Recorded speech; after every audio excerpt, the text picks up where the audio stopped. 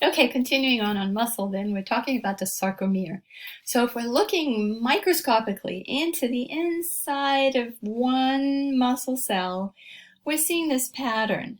And this pattern that I'm showing you here is of these, here they're colored. Obviously they're not colored like this, but a big purple rods and intermixed here with orange rods.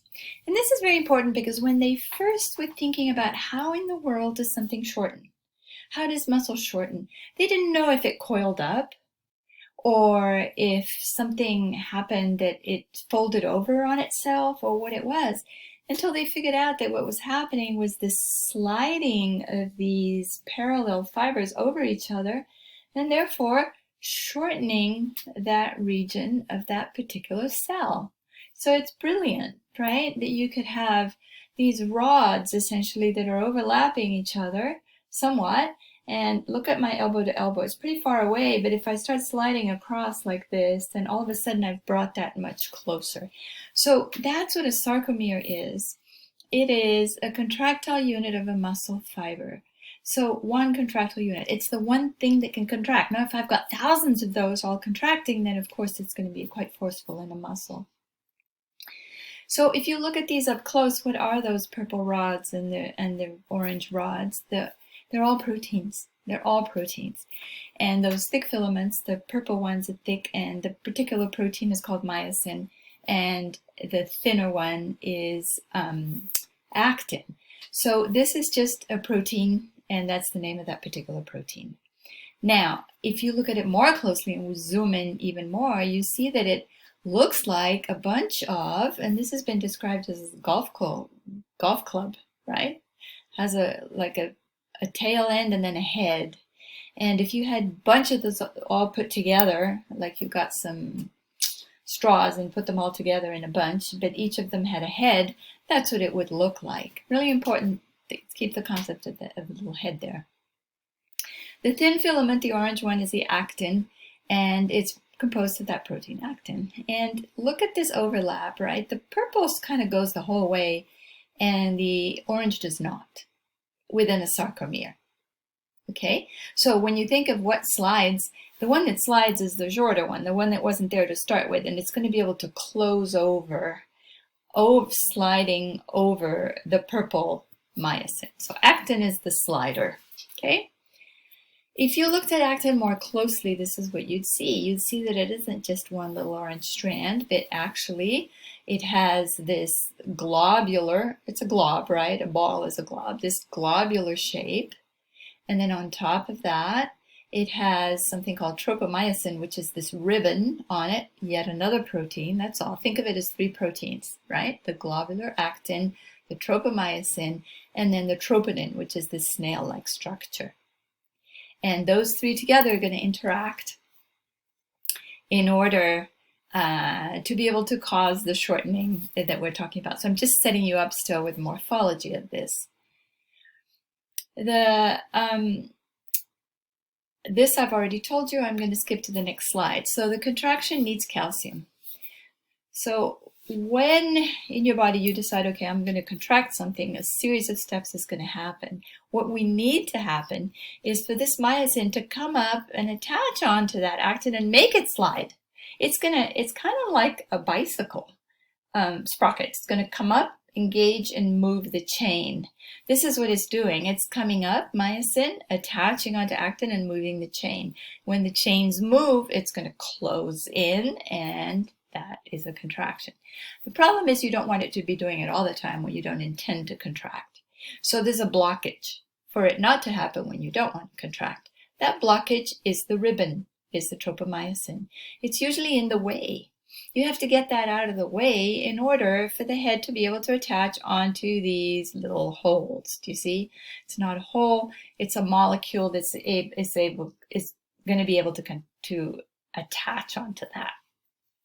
So how do we move the tropomyosin out of the way? You release calcium. So calcium is crucial.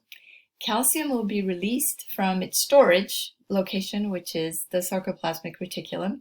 It'll be released and attach onto the troponin because they have affinity. It'll attach onto the troponin, it changes shape. once it changes shape, it inadvertently drags with it the tropomyosin, exposing the heads that are needed for attachment. And up comes the head, and it can begin to do its bicycle chain thing. Okay, so steps. We need the calcium. We need the tropomyosin out of the way, and then we need the myosin to attach onto the actin and for it to slide. Imagine figuring this all out in a muscle. It's incredible. So here it is, a picture blocked. Can't attach. Calcium comes along, moves, attaches to troponin, moves the tropomyosin, and all of a sudden that binding site is exposed and the muscle can contract. Brilliant. So it goes from being, remember that first picture I showed you, something like this to something like this. It's gone from broad to narrow. It's, in other words, it has contracted. That's how contraction works. From this to this. So where does the calcium come from? Where are you storing calcium? You're storing a lot of calcium in something called the sarcoplasmic reticulum. And in this diagram, it's the blue. All of this blue here is going to be the storage, which means it's everywhere in the cell. It's surrounding these myofibrils, ready to pump that calcium in. Once it does that, that's able to contract. So, and I'd like to go back and tell you that the release of it is the removal of that calcium from there. Okay, so once that contraction's over, you've decided you're going to lift something heavy, you've decided you're done with it, and now that calcium is going to be mopped up, essentially, because it's taken out of that location. Okay, now, none of this is going to happen unless there's a neural signal coming to it. Your brain is telling your muscle, yeah, go for it, we're going to do this. And so that innervation has to happen.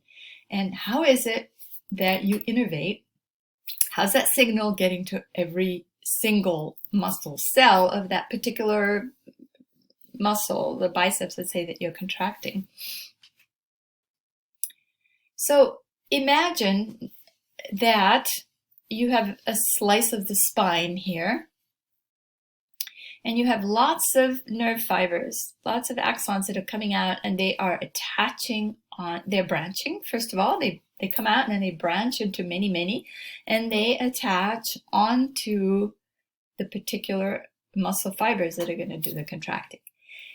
The question that I always had was, does every single muscle cell need that wiring? Does every single one need to have that little wire, that little neuron saying, okay, go? And the answer that it is in skeletal muscle, yes, you need that. And that's the signal for you to contract. It's called a motor unit. The motor unit is that one branching cell that goes to many muscle cells. And this is motor unit 2 here. It's a different one. They color it in purple, going to different cells. And so then all the cells are covered. Every single one needs that connection to be told to contract. And then it'll stimulate the sarcoplasmic reticulum. Out goes the calcium. Calcium attaches, and boom, you contract. So there's my question there, and then your answer is yes. Every skeletal muscle cell needs a stimulus. Motor units can be huge. A motor unit then is that one neuron that's branching, and it's branching to how many? To 5, to 10, to 20, to 300? And the answer is it depends. With something as delicate as your eye, it's probably just 10 muscle cells that are getting the message from one neuron. But in your leg muscles, big bundle, in that case you have one neuron branching to hundreds. This is a picture of one branching. So here's my neuron, and it's branching to here and to this one and to this one, and these are the muscle cells. This is such an amazing photograph. And so it's that branching that's going to allow all those cells in that muscle bundle to get the signal at the same time and contract. The other thing I want to show you is how the neuron, that actual location where the neuron rests on the muscle. Okay, so if I backtrack to that picture, that one particular spot there, and what does that look like? So that's called the neuromuscular junction because it's where the neuron and the muscle join. Neuromuscular junction. That neuromuscular junction is going to release a neurotransmitter into this little cleft here, into this little space. And when it releases it into that space, then the action potential, in other words, the current that was coming down here, is going to be transmitted to the next cell, which is the muscle. So current is electrical. So electrical comes down to the bottom and stimulates the release of a chemical.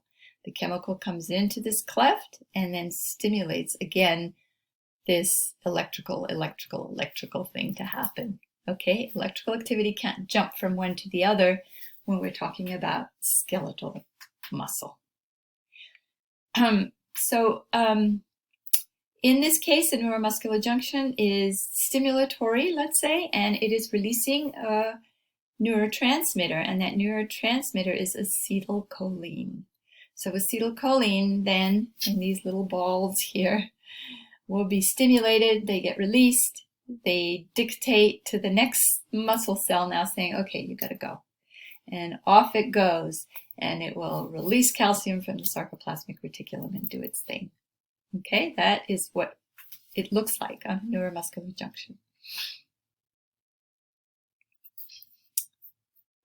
The next concept I wanted to review briefly was that not all skeletal muscles are made equal. There are some fast twitch fibers and some slow twitch fibers. And they are exactly their name. One will be able to contract much faster. And it's important that we have both of those, so that we have a combination of those, so that we can have fast reactions and slower reaction, muscle reaction to certain stimuli. This is how they would be distributed in our muscle if they were stained. Our muscle, you can't see that. You can't see it in a cadaver. You can't tell which is which. But one of them is going to be a faster acting muscle cell. How do they differ functionally? The duration of the contraction. The fast twitch fibers are white. They're larger. And they have fewer mitochondria. They can do it really fast, but they run out of energy really quickly. They're densely packed myofibrils. They can do this really well. The slow twitch fibers is more red in color because it has myoglobin, which is a molecule that's going to supply lots of oxygen. So if you tire, it's like, here, I got more oxygen for you. Don't you tire. I can keep you going. It has more mitochondria, more capillaries, and a smaller diameter. But they take 3 or 4 times as long to contract. So it's good that we have a mixture of both of these. I'm going to stop this here.